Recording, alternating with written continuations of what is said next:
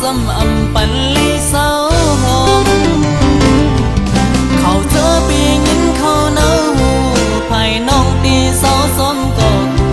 อยู่หอมก็มามีเงินคำกว่าเยอะ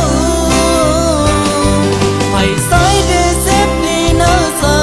อันหูถึงซ้อมเตมีพังกำตังหากวันสายในหายนายเอา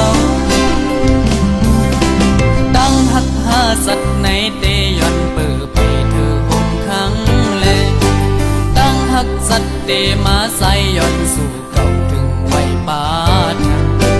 เธอดึงเธอหากันสังกำคอยขึ้นหัน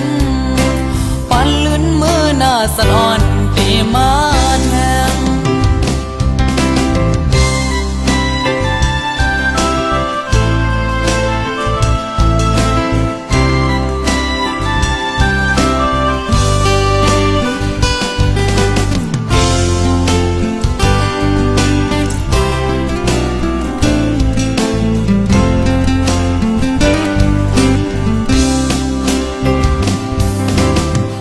นั้นมาเยาหาขึ้นเลยอยู่พักไกลกันก็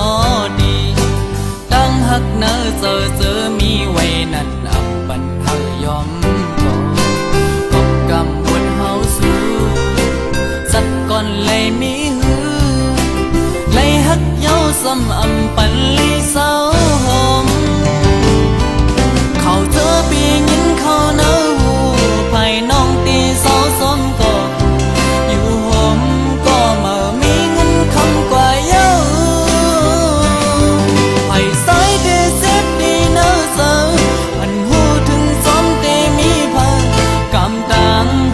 วันสายในหายนายเอา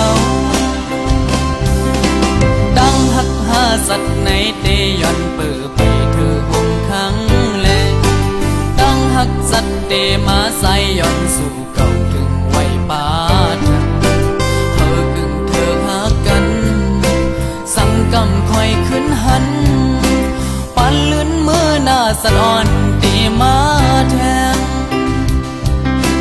ปันลื่นมือหน้าจะอ่อนเตมา